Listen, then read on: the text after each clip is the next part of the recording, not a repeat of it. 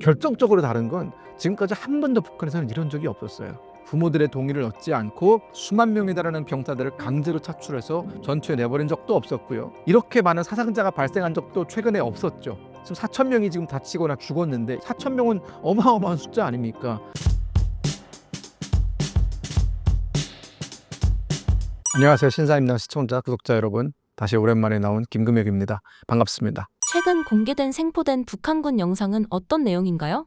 우크라이나 군에 의해서 공개가 됐죠. 사실 원래 국제법대로 따르면 포로는 잊혀질 권리가 있습니다. 제네바 협약에 따르면. 그렇기 때문에 포로를 대중으로부터 분리해야 되는 상황임에도 우크라이나가 공개를 했다는 점을 먼저 말씀을 드리겠고요. 그리고 우크라이나가 공개를 할 수밖에 없었던 이유도 있죠. 북한군이 포로가 잘 잡히지 않았어요. 전투를 하다 보면 당연히 투항하는 사람도 생기고, 전투를 이제 지속적으로 하기가 어려운 전투 불능의 상태에 빠지면 투항하는 것이 맞거든요. 쓸데없이 목숨을 잃을 필요는 없지 않습니까? 하지만 북한은 너무나 이 세뇌가 강하게 되어 있다 보니까 포로로 잡히는 것이 일종의 수치스러운 행위, 군인으로서는 가장 최악의 수치, 이런 걸로 군인들을 교육을 하고, 또 거기에 또 잇따라서 여러 가지 투항을 하게 되면 북한에 남아있는 가족들이 이제 투항자의 가족이라는 그런 손가락질을 받을 수밖에 없는 거고, 그러다 보니까 이런저런 여러 가지 이유로 인해서 북한군 병사들이 투항을 해야 되는 상황임에도 끝까지 싸우고, 그러다가 이제 대부분 자결하고, 그런 상황들이 있다 보니까 이번에 잡힌 그 2명의 포로는 우크라이나 입장에서는 엄청나게 중요한 전략적인 자산이 된 셈이고, 그런 차원에서 공개를 한 것 같습니다. 특히나 그 20살 소총병 같은 경우에는 잡히기 일보 직전에도 벽돌에 머리를 박으려고 했고, 자해하려는 시도를 꽤 많이 보였고, 그리고 이제 투항을 하지 않은 상태에서 체포됐단 말이죠.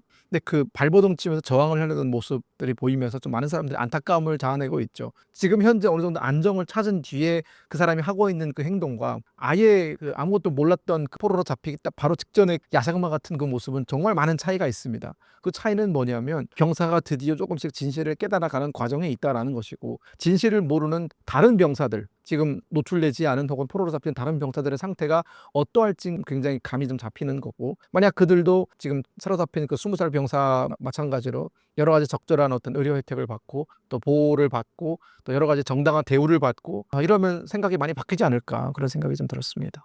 생포된 북한군 포로를 우크라이나군이 어떻게 활용할 것으로 예상되시나요? 첫 번째로 지금 북한군이 후르스크 전선에 투입이 됐다는 건 누구나 다 아는 사실인데, 그리고 그들이 실제 전투를 치르고 있다는 것도 이미 확인된 사실인데, 실제 그 전투에 참가했던 북한군의 목소리를 듣는 게 좀 어려웠거든요. 그러니까 실제 또 여러 가지 북한에서 북한을 출발을 해서 러시아를 거쳐서 쿠르스크까지 가서 전투를 치러본 사람의 어떤 소감을 들어보면, 보다 더 정확하게 어떤 경로와 어떤 과정을 거쳐서 전투에 투입을 하게 되었는지, 혹은 전투 투입 이전에 어떤 훈련을 받았는지, 그건 전투 교리라든가 그런 것들은 어떻게 되어 있는지, 이런 것들을 보다 세세하게 알 수 있는데, 앞서 말씀드린 것처럼 북한이 포로 관리 이런 것들을 너무나 철저하게 하다 보니까 증언이 좀 없었죠. 그러다가 이번에 그 2명을 통해서 실질적으로 생존한 포로에 의한 증언이 이루어질 수 있었고, 이 증언은 실질적 증거로 남기 때문에 북한군의 우크라이나 전쟁 개입 사실을 더 이상 북한이 부인할 수 없는 빼박 증거라고 하잖아요. 그렇게 된 셈이기 때문에 중요하죠. 일단 젤렌스키 대통령이 이 포로를 공개한 배경에는 결국은 이 국제사회의 지지를 끌어내겠다라는 것이거든요. 그러니까 쉽게 말하면 그겁니다. 지금 우크라이나와 러시아 사이의 어떤 국력의 차이를 얘기하면, 우크라이나는 명실공히 약소국이고 우크라이나는 강대국 아닙니까? 그리고 약소국이 강대국과 맞서서 전쟁을 치르고 있는데, 그 강대국의 편에 또 북한이라는 깡패 국가가 하나 더 붙었단 말이에요. 근데 우크라이나는 지금 그런 굉장히 이질적인 시스템을 가지고 있는 국가들과 맞서서 싸우고 있는데, 날이 갈수록 국제사회의 지원은 조금 줄어들고 있다 보니까 국제사회한테 호소를 하고 싶은 거죠. 봐라, 이들은 이렇게 우리나라에 침략을 해오고 있는데 좀 우크라이나 좀 도와야 되지 않겠냐, 그런 동정 여론 이런 거 만들고, 또 북한에 대한 국제사회의 규탄 여론 이런 걸 만들기 위해서 지금 여론전의 한 상황이라고 보시면 될 것 같습니다. 북한으로 돌아갈 것인가 라는 질문에 여기 우크라이나 사람 좋은가요? 여기에 살고 싶다 등의 반응을 보였는데 그 의미가 무엇인가요? 두 가지 가능성이 있을 것 같아요. 첫 번째 가능성은 정말 이 병사가 우크라이나에 남고 싶어서 남겠다라고 했을 가능성도 있고요. 두 번째는 어쨌든 우리가 포로를 잡게 되면 신문 과정에서 여러 가지로 압박을 하는 경우가 있습니다. 그런 차원에서 우크라이나 군으로부터 약간의 어떤 답변을 강요받을 가능성도 있어요. 하지만 그런 어디까지나 가능성 차원인 것이고, 저는 그들보다 어떻게 보면 탈북 선배 아니겠습니까? 또 선배 입장에서는 어떤 대가를 치르더라도 자유가 있는 세상에서 사는 것이 훨씬 낫습니다. 지금 현재 부모와 떨어져 있고, 그들이 이제 그들이 생각하는 조국, 북한이겠죠. 지금 아직까지 그들은 개화가 덜 됐으니까 그 차원에서는 뭐 이게 그들 입장에서는 뭐 나라를 배반하는 건 아니냐 이런 부담이 있을 수도 있어요. 하지만 그것보다 사실 저는 중요하게 생각하는 건 한 개인이 어떤 삶을 살아감에 있어서 완벽한 자유가 주어진 세상에서 살아보는 것 또한 매우 중요한 경험이고 그를 통해서 생각이 많이 바뀔 수도 있다고 생각이 들거든요. 그렇기 때문에 그 두 병사가 이왕 자유의 세계에 넘어온 이상 그들이 좀 생각을 잘해서 후회가 없는 선택을 했으면 좋겠다라는 생각이 들었고요. 북한으로 돌아가고 싶다라는 의향도 은연중에 내비치는 걸로 알고 있는데 돌아가봤자 그들한테 차려질 수 있는 건 아무것도 없습니다. 이미 투항을 했고 포로로 잡혔고 그리고 북한군의 여러 가지 정보에 대해서 우크라이나군에 넘겼기 때문에 그들은 북한으로 돌아가면 배신자 취급을 받을 수밖에 없거든요. 저는 그렇기 때문에 우크라이나가 그런 심리전을 하는 것에 있어서 저는 동의하고요. 그런 심리전을 할 필요가 있다. 그리고 지금은 우리가 좀 강제적으로라도 그들한테 북한으로 돌아가지 말고 그냥 여기 남아라고 우리가 좀 강제적으로 요구를 할 수 있어도 그것이 결과적으로는 그들한테는 좋은 겁니다. 저는 그렇게 생각을 합니다. 네. 현재와 같은 상황에서 우리 정부의 방침은 어떤가요? 북한군 포로의 한국행 수용이 가능할까요? 현실적으로는 어려움이 있어요. 왜냐하면 우크라이나가 군 입장에서는 최대한 이들을 활용을 해서 러시아군에 잡혀있는 우크라이나 포로들을 빼내오는 방법도 거론이 되고 있고 그러니까 맞교환인 거죠. 그리고 이제 이들에 대한 어떤 조사라든가 신문 이런 것들을 더 자세하게 더 깊게 해서 최대한 이 북한군의 진 면모를 밝혀내겠다라는 데 좀 초점을 두고 있는 것 같습니다. 그러다 보니까 이들의 어떤 조기 한국으로서의 어떤 송환 이런 건 좀 이루어질 가능성이 없다라고 저는 보고 있고 또 한편으로는 우크라이나군이 이들을 어떤 심리전의 수단으로 활용할 수도 있어요. 그러니까 전선으로 데리고 나가서 북한군 병사들한테 봐라 이 친구들을 봐라 투항을 했더니 이렇게 잘 살고 있다 이런 심리전을 활용할 수도 있거든요. 만약 우리가 그걸 비판만 할 수는 없습니다. 지금 왜냐하면 우크라이나는 사활이 걸린 전쟁을 하고 있기 때문에 그 전쟁에서 승리하기 위해서 수단과 방법을 가리지 않는 것에 대해서 우리가 지금 이렇게 따뜻한 방구석에 앉아서 그게 옳네 틀렸네라고 얘기할 수는 없는 노릇이라고 보고요. 하지만 인도주의적인 관점에서 그리고 어쨌든 그 두 병사는 이제는 군인이라고 보기엔 어렵죠. 투항을 했고 전투 능력을 상실을 했고 전투 의지도 상실을 했기 때문에 우크라이나군의 적이 아닙니다. 그 둘은. 그렇다면 인도주의적인 관점에서 그들이 원하는 삶을 살 수 있도록 약간의 어떤 아량을 베풀어 주는 것 또한 자유민주주의 국가의 덕목이 아닐까 그런 생각도 듭니다. 북한군 파병을 통해 많은 인민들이 해외를 경험하고 돌아오게 되는데 이것이 북한 체제 유지에는 어떤 리스크가 있을까요? 리스크가 있죠. 김정은 입장에서는. 왜냐하면 지금 현재 북한군 병사들은 일선에서는 물러났다고 알려져 있어요. 최전선에서는 물러나서 정비기간을 갖추고 있다고 하는데 물론 그 이후에는 뭐 트럼프 대통령의 압박도 있었을 테고 또 전투 능력 상실도 있었을 겁니다. 저는 전투 능력 상실이 더 큰 이유가 될 수 있다고 보는 것이 지금 12,000명 정도가 파병이 됐는데 젤렌스키 대통령의 전언에 따르면 약 4,000명 정도가 죽거나 부상을 당했다라고 했고 그 4,000명 중에 1,000명이 죽었고 3,000명이 심각한 부상 상태라고 알려져 있거든요. 자, 산술적으로 따져놓고 보면 12,000명 중에 3분의 1의 병력이 사라졌어요. 전투 능력 상실했습니다. 그러면 우리는 군사적으로 그 부대를 괴멸 상태에 이르렀다라고 표현을 합니다. 전멸했다라고 봐요. 8,000명이 살아있으니까 여전히 전투 능력 있는 거 아니냐라고 하시겠지만 왜냐면 그 8,000명도 온전한 전투 병력이 아니거든요. 이미 전투를 오랫동안 치렀기 때문에 전투 피로도가 극에 달해 있고 주변에 많은 동료를 잃었기 때문에 이 전투에 대한 PTSD가 상당히 높은 상태라서 그들이 정상적으로 전투에 투입을 해서 본래의 능력만큼의 그 전투 능력을 발휘하기는 어렵다라고 봅니다. 그래서 그들은 이미 전투 능력을 상실했어요. 12,000명이. 그 말은 또 바꿔 얘기하면 만약 이들이 북한으로 돌아가게 된다면 어떤 생각을 할까입니다. 돌아갔는데 예를 들어서 제대로 된 대우를 받지 못할 수 있어요. 알려진 바에 따르면 그 병사 한 명당 한 달에 약 250만 원에서 280만 원 정도를 받는다고 해요. 2,000루블, 3,000루블 사이를 왔다 갔다 한다고 하는데 그 돈이 과연 북한군 병사들을 전원에게 다 돌아갈 수 있는 돈이냐? 아니거든요. 이 돈은 김정은의 주머니로 돌아가지 이 병사들한테는 잘 싸웠다 훈장 정도 하나 달아주는 게 끝일 겁니다. 자, 그렇다면 내가 목숨을 걸고 싸웠고 내 친구는 그렇게 싸우다가 죽었고 누구는 다리를 잃었고 누구는 팔을 잃었어요. 그런데 북한 당국으로부터 오는 대우는 고작 잘 싸웠던 말 몇 마디 정도 평양에 모두 불러다가 밥 한 끼 먹이는 수준이면 과연 누가 그걸 납득하겠습니까? 두 번째는 그들은 이미 실전을 경험하면서 북한군이 얼마나 잘못된 방식으로 교육을 했고 그동안 전투 환경이 그들이 생각하는 것과 얼마나 달랐는지 그리고 뒤에서 본인들을 전투에 내몰던 그 장교들이 얼마나 잔혹했는지 그런 것들을 다 기억하고 있단 말이죠. 그런 부분들에 대해서 주변 사람들한테 실상이 이렇대더라.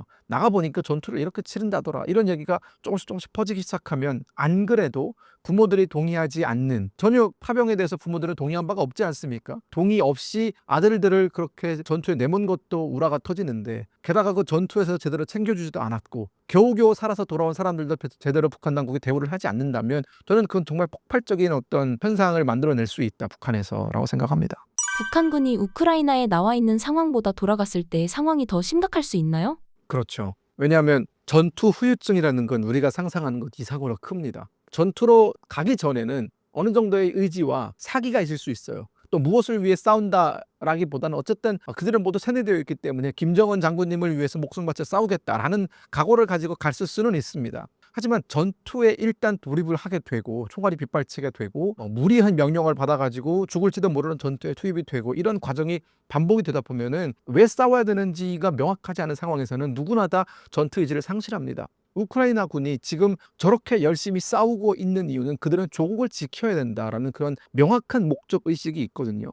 근데 그런 명확한 목적 의식이 있는 사람들도 실제 전투에 나가면 탈영자가 발생을 해요. 그리고 PTSD에 시달리는 사람도 굉장히 많습니다. 그래서 우크라이나가 지금 모병을 하는 것에서 상당히 어려움을 겪고 있거든요. 징병을 하는 것에 있어서. 하물며 이 뚜렷한 목적 의식을 가진 우크라이나 군도 이렇게 흔들리는데 그보다 한 100배 전 떨어지는 왜 싸워야 되는지도 모르는 사람들이 나가서 겪은 그 전투의 그 참혹한 현상은 그들한테는 지을 수 없는 악몽으로 남기 때문에 그것에 대해서 북한 당국이 그들의 그 악몽을 치유해 줄 수 있는 어떠한 조치도 취하지 않는다면 그들의 분노는 본인들에게 그런 운명을 강요했던 북한 당국으로 향할 가능성이 매우 높다라는 거예요. 또 한 가지 말씀드리고 싶은 건 그럼에도 많은 사람들이 그런 비관적인 얘기를 합니다. 북한에서는 지금까지 그런 변화가 없었는데 뭐 그들이 돌아간다고 변화가 있겠냐라고 하는데 결정적으로 다른 건 지금까지 한 번도 북한에서는 이런 적이 없었어요. 부모들의 동의를 얻지 않고 수만 명에 달하는 병사들을 강제로 차출해서 전투에 내버린 적도 없었고요. 그리고 이렇게 많은 사상자가 발생한 적도 최근에 없었죠. 지금 4천 명이 지금 다치거나 죽었는데 이런 4천 명은 어마어마한 숫자 아닙니까?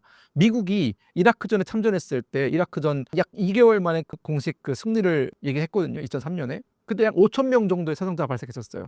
그러니까 전쟁 하나 통째로 치러서 발생한 수의 사상자가 지금 단일 전투에서 발생을 한 거예요. 그것도 2달여간에. 이런 어마어마한 피해를 입은 북한이 그리고 피해는 고스란히 병사들의 목 아닙니까? 그런 것에 대해서 북한이 아무런 조치도 취해지지 않는다. 그리고 그들은 아무런 조치도 취하지 않을 가능성이 상당히 높습니다. 왜냐하면 이런 사실은 외부에 알려줘는 안 되기 때문에 북한 당국은 모르는 척하겠죠. 저는 그러면 이것은 북한 당국이 덮을 수 있다고 해서 덮을 수 있는 분노가 아닐 거라고 봐요. 내 옆에 친구가 죽었는데 전투를 하다가 내 옆에 친구는 나는 팔다리를 잃었는데 북한 당국이 이거에 대해서 냉면 한 그릇 먹고 가. 이거면 사실 저는 저 같아도 눈이 돌아갈 것 같아요. 러우 전쟁 이후 가까워진 북러 관계에 대해 어떻게 평가하시나요?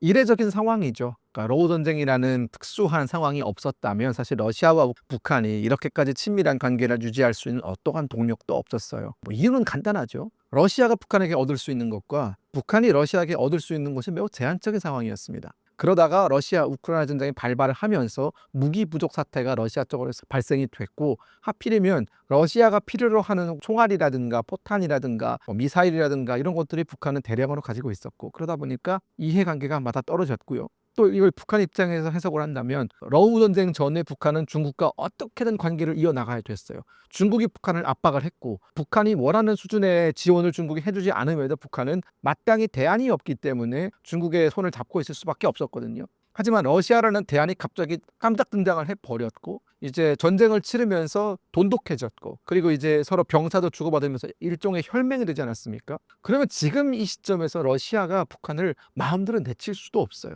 왜냐하면 러시아가 만약 북한을 내치게 된다면 지금 러시아 주변에 있는 친러 국가들한테 영향을 줄 수밖에 없거든요. 그럼 누가 러시아와 한배를 타려고 하겠습니까? 그렇기 때문에 지금 러시아와 북한 사이 관계는 그들이 의도를 했든 의도를 하지 않았든 상당히 끊을래야 끊을 수 없는 매우 복잡 미묘한 관계로 접어들었다. 그럼 반면에 북중 관계는 어떻게 됐느냐? 러시아와 북한 사이가 한 걸음씩 진전할수록 중국과 북한 사이는 2걸음씩 멀어졌습니다. 이렇게 표현하는 게 적당할 것 같아요. 중국과 북한 사이가 멀어지는 게 훨씬 더 빨랐어요. 2022년부터 그런 조짐은 나타나기 시작을 했고 중국은 기본적으로 북한이 원하는 수준만큼의 어떤 노동자 수출이라든가 혹은 경제제재 해제라든가 그런 것들을 잘 들어주질 않았거든요. 왜냐하면 중국은 어쨌든 북한이 원하는 것들을 본인들이 최대한 많이 가지고 있어야 북한을 관리를 할 수 있기 때문에 살라미 전술이라고 하죠. 아주 필요한 만큼의 소량만 조금씩 북한에 제공을 하면서 묶어두려고 하고 있던 건데 김정은의 성향과 그건 맞지 않았던 것이고 김정은이 그 관계에서 튀어나간 겁니다. 그러면서 김정은은 나 이제 중국 필요 없다. 러시아랑 잘 지내면 된다라는 생각인 것 같고요. 또 하필이면 중국과 미국 사이 관계가 지금 굉장히 첨예하게 흘러가고 있잖아요. 이런 상황에서 북한은 중국과 분리를 해서 독자적으로 미국과 무언가를 해볼 생각을 할 수 있는 것이고요. 이런저런 여러 가지 상황, 또 여러 가지 관계들을 고려해 봤을 때 북중 관계가 다시 예전처럼 돌아가는 것은 상당한 시일이 걸릴 겁니다. 그리고 그 시일이 오래 걸리는 그 바탕에서 가장 어이없는 것은 감정관계인 것이죠. 또 국가적인 이익관계도 물론 중요하고 또 이익관계가 틀어짐에 따라서 북중관계가 멀어지는 측면도 있지만 더 중요하게는 매우 어떻게 보면 폭압적 기질을 가지고 있고 독선적인 기질을 가지고 있는 두 사람의 관계, 시진핑과 김정은의 관계가 틀어졌다라는 것이고 이 두 사람은 에고가 똑같아요. 내가 가장 잘났어요, 세상에서. 그리고 모든 걸 다 자기 마음대로 주무르고 싶어하는 사람들이거든요. 그러다 보니까 어느 한쪽이 좀 숙여야 관계가 회복이 될 텐데 그럴 조짐이 보이지 않고 있습니다.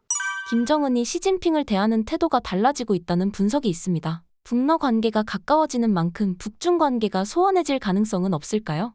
완전히 무시하고 있죠. 러시아랑 중국이 뭐 새해 맞아서 축전을 보내잖아요. 새해 축전이라고 해서 뭐 잘 지내보자 뭐 이런 편지 같은 거예요. 외교상 의례적으로 하는 건데 푸틴이 김정은에게 축전을 보냈을 때는 올해 1월 1일에 그 대서특필했습니다. 거의 노동시민의 한 면을 거의 차지할 정도로 푸틴 동지께서 뭐 이런 걸 보내셨다라고 했어요. 그럼 시진핑이 보낸 건 어떻게 표현을 했느냐? 다른 나라들도 축전을 보내왔다. 기타에 중국이 들어갔어요. 베트남, 중국, 라오스 등의 지도자들도 시진핑이라도 말 안 해요. 지도자들도 축전을 보내왔다. 그러니까 완전히 어떻게 보면 중국의 관계를 격화시키다 못해 북한과 베트남 사이 관계, 북한과 라오스 사이 관계 정도로 치부를 하고 있다는 것이거든요. 그건 사실 대외적으로 공표하는 것이고 대내적으로 공표하는 것이기 때문에 북한의 입장을 보여준 거나 마찬가지입니다. 우리가 지금, 특히 우리라는 것이 북한이죠. 그러니까 지금 김정은이 중국을 어떤 시각으로 바라보고 있느냐라는 것이고 이거야말로 굉장히 치절한 감정 표현이에요. 아무리 감정적으로 엇나가도 우리가 흔히 중국을 무시할 수 있는 나라라고 평가할 수 있는 나라는 몇 안 되거든요, 솔직히 말하면. 근데 지금 북한은 중국을 무시하고 무시해서는 안 되는 상황임에도 아예 감정적으로 아니야, 난 넌 저 밑이야 라고 얘기하고 있는 건 아닙니까? 그래서 유치하다라는 거예요. 이런 장난질로 지금 표현을 하고 있는 거니까 국익보다 감정이 먼저인 상황이거든요. 저는 그래서 김정은은 참 아둔한 지도자다라고 평가를 합니다. 이렇게 중국을 노골적으로 무시하는 행위에 대한 시진핑의 반응은 어떤가요? 시진핑도 좀 유치해요. 아예 뭐 북한 관련해서는 시진핑이 직접 그 시진핑의 언어를 통해서 얘기한 건 없습니다. 하지만 중국 외교부 대변인이라든가 뭐 신화통신이라든가 중국의 관영 매체들이 많이 있지 않습니까? 뭐 환구시보라든가 환구시보는 공산당에 운영하는 그런 신문인데 그런 데서 북한이 얼마나 자주 등장을 하고 또 그 빈도수를 따져놓고 보면은 2022년 이전에는 북한에 대한 언급이 꽤 있었거든요. 지금은 거의 없습니다. 북한 문제 잘 답변을 안 해줘요. 그리고 예전에는 어떤 북한의 이익을 대변하는 것에 있어서 중국 외교부 대변인들이 나와가지고 뭐 북한과 미국 사이 관계를 얘기하고 북한과 한국 사이 관계를 얘기할 때에는 좀 북한 편을 든다라는 느낌이 없지 않아 있었거든요. 지금은 굉장히 드라이하게 관련 중국이 늘 사용하기 좋아하는 편이 그겁니다. 유관국들, 관계가 있는 나라들이라는 소리죠. 유관국들은 책임 있는 자세를 가지길 바란다. 한국에게 하는 메시지와 북한에게 하는 메시지가 똑같아졌어요. 이제 누구 편도 안 된다라는 것이죠. 그렇기 때문에 둘 다 멀어질 대로 멀어졌고 중국은 아마 북한을 포기는 못할 거예요. 포기는 못하지만 당분간 김정은 체제에서는 그 김정은의 어떤 고집을 꺾기 위해서 혹은 김정은의 정신을 차리게 하기 위해서 다양한 수단을 동원해서 압박할 가능성은 상당히 높다라고 볼 수 있습니다. 과거 중국의 김정은 길들이기 전략은 무엇이었나요? 가장 직접적으로 중국이 북한에게 영향력을 미칠 수 있는 건 결국 경제예요. 현재 북한은 수출이 됐든 수입이 됐든 전체적인 경제를 중국에 약 85% 이상 의존하고 있어요. 이게 문제라는 거죠. 김정은은 자기 처지를 잘 모르는 것 같아요. 그 의존도를 낮추면서 러시아 쪽으로 선회한다면 그것도 나름의 합리적 선택이겠지만 의존도는 그대로 둔 채 외교적으로만 러시아로 가겠다는 건 나라의 국가는 중국에 맡기고 몸만 러시아로 가겠다는 것이거든요. 그러면 쉽게 말하면 거지가 되겠다라는 뜻이에요. 가지고 있는 거 모두 다 뺏기겠다라는 뜻이거든요. 지금 딱 그런 상황인 것이고 예컨대 중국 지금 북한이 필요로 하는 뭐 가스라든가 여러 가지 선연 자원이라든가 이런 것들 대부분 다 중국에서 들어옵니다. 그리고 북한이 생산하는 철강이라든가 석탄이라든가 혹은 뭐 수산물이라든가 그런 것들 뭐 명태 이런 거 많이 잡히거든요. 북한에서 그거 주 수입국이 중국이에요. 중국이 그거 왜 수입해 주는 줄 아십니까? 북한산이 뛰어나서 상품적인 가치가 있어서 수입해 주는 게 아니에요. 수입을 해줘야 북한이 먹고 살 수 있기 때문에 수입을 해주는 거예요. 북한산 석탄보다 중국의 그 동북섬성 일대에서 나오는 석탄이 훨씬 더 질이 좋습니다. 북한산 철강보다 중국산 철강이 10배, 20배는 질이 좋아요. 그럼에도 중국이 북한에서 생산되는 여러 가지 공업품들을 수입을 하는 이유는 그래야 북한이 먹고 살 수 있기 때문이거든요. 근데 만약 중국이 그 수입량을 줄인다, 통제한다, 그리고 북한으로 들어가는 가스관을 잠근다, 이러면 북한은 제가 봤을 때 한 달이면은 나라가 무너질 수 있어요. 지금 그게 나타나고 있어요, 북한에서. 아시는 분도 있고 모르는 분도 있겠지만 북한의 지금 환율이 무려 4만 원대까지 치솟은 적이 있습니다. 지금은 조금 안정적에서 3만 원대 어중간인데 저번 달 요 시점에 4만 원까지 치솟았어요. 원래 국정 환율 가격이 얼마냐면 8천 원입니다. 5배가 치솟았거든요. 이거를 감이 잘 안 오시면 이런 식으로 표현을 하면 됩니다. 지금 우리가 달러가 1,300원대이지 않습니까? 1,300원대 좀 치솟으면 1,400원대로 왔다 갔다 하는데 이게 6천 원 된다고 생각해 보세요. 그러면 바로 이제 뭔가 느낌이 오시죠. 아, 우리나라 망했구나. 큰일 났구나. 이런 생각이 들지 않습니까? 근데 북한은 지금 그런 상황인 거예요. 원래 정상적으로 통용 거래가 돼야 되는 북한 돈의 가치가 완전히 똥값이 된 겁니다. 완전히 그 바닥을 기고 있는 거예요. 그러면은 사람들이 시장이 무너질 수도 있겠다라는 위기감을 가집니다. 그러면서 지금 또다시 화폐 개혁이 있는 것 아니냐라는 얘기가 돌고 있거든요. 그러니까 북한 당국이 환율은 제대로 잡지 못하면서 이게 다 실제 있었던 일이에요. 화폐 개혁이 있을 수도 있다라고 얘기하는 사람들을 잡아 족치기 시작했습니다. 그러니까 이 사람들이 북한 경제에 유언비어를 퍼뜨린다. 그래서 경제가 안 좋아지고 있다라고 얘기를 하고 있어요. 근데 궁극적인 문제는 화폐 개혁을 할 수도 있다라고 소문을 퍼뜨리는 게 문제가 아니라 화폐 가치가 지금 나락을 가고 있는 게 문제거든요. 근데 그 영향이 어디서부터 오냐? 중국으로부터 오는 겁니다. 중국이 수입 품목을 딱 자르기 시작하면서 밀거래가 완전히 차단됐거든요. 거래가 차단되기 시작하면 상품의 가격이 뛰지 않겠습니까? 그러다 보니까 이런 현상이 발생을 하고 있는 거예요. 또 왜 외화가 지금 뛰고 있냐면 중국이 북한과의 거래를 어느 정도 통제를 하기 시작하면서 이제 위안화로 모든 게 거래가 됐었거든요. 근데 그 위안화의 가격도 같이 치솟고 달러도 같이 치솟고 근데 북한 돈은 북한에서 자체적으로 생산할 수 있는 게 없고 대부분의 다 수입품에 의존하기 때문에 결국은 수입품을 사오기 위해서는 위안화로 교체를 해가지고 환율을 바꿔가지고 환전을 해가지고 그 수입을 해야 되는 건데 가격이 계속 올라가니까 똥값이 계속 되는 겁니다. 근데 이 상황이 해결이 되지 않고 있는 것이죠. 이 상황의 배경에는 중국이 있다는 겁니다. 중국은 북한 경제를 말려 죽이고 있어요. 그런 현상이 지금 곳곳에서 발생을 하고 있습니다. 그러면 중국이 제3의 인물을 내세워 북한의 정권 교체를 위해 움직일 가능성은 없나요?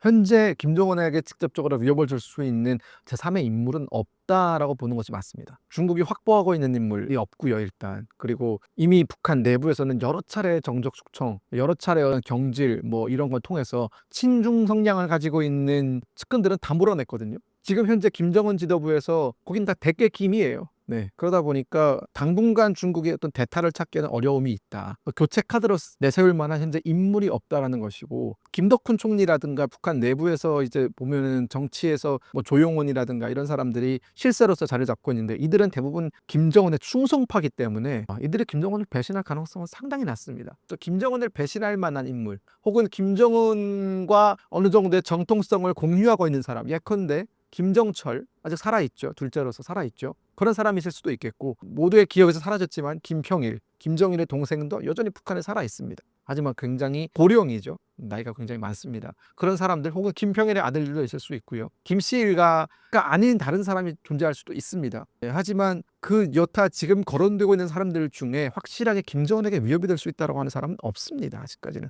그래서 김정은이 저렇게 기거만장한 거예요. 그리고 중국이 김정은 체제를 그러면 교체할 것이냐에 대해서는 좀 더 신중하게 들여다볼 필요가 있습니다. 그 이유는 방금 말씀드린 것 같이 확실한 대안이 없게 되면 현재 김정은이 완전히 독주하는 그 리더십을 갖추었는데 만약 그게 무너지게 되면은 아비규환이 될 수도 있거든요. 중국과 북한이. 그런 상황이 돼버리면 북한이 통제력을 잃게 되고 주민에 대한 통제력을 상실한 주민들이 이제 북중국경을 따라서 중국으로 대거 난민으로 유입될 가능성도 있어요. 그러니까 중국 입장에서는 김정은이 계륵 같은 존재입니다. 필요는 한데 말은 안 듣는 존재인 거죠. 그러면 마냥 이런 상황을 끝까지 끌고 갈 거냐? 저는 또 그렇지도 않다고 봐요. 결국 김정은이 레드라인을 넘게 되면 이제 중국은 결단을 내릴 수도 있다라는 것입니다. 그 레드라인이라는 것은 결국은 지금 북중 관계가 계속 멀어지고 있잖아요. 근데 그 멀어지는 게 어느 정도의 선은 있습니다. 되돌아올 수 있는 여지를 남겨두고 멀어지면 되는데 되돌아올 수 있는 여지를 아예 불살라버리고 우리가 이걸 흔히 잔도를 불살라버린다라고 표현을 하는데 잔도를 불살라버리고 아예 루비콘강을 건너게 되면은 중국 입장에서는 북한이라는 존재가 통제 가능한 범위 내에 있어야 중국은 그게 안정적이에요. 그게 중국의 국익에 부합합니다. 하지만 통제 가능한 범위를 벗어나게 되면 중국 입장에서는 북한이라는 존재가 돌발 변수로서 중국의 국익에 위협을 가하는 것에 대해서 묵과를 하지 않을 거예요. 왜냐하면 북한은 핵을 보유한 나라이기 때문에 관리가 항상 필요하거든요. 중국 입장에서. 그 레드라인이 뭐가 될지에 대해서는 아직도 의견이 분분합니다. 저 역시도 아직 입장을 정하지 못했지만 분명히 레드라인은 있어요. 김정은이 중국과의 관계에서 넘지 말아야 될 선이라는 건 있습니다. 근데 그 선을 넘게 되면 김정은도 얄짤없이 교체가 될 겁니다.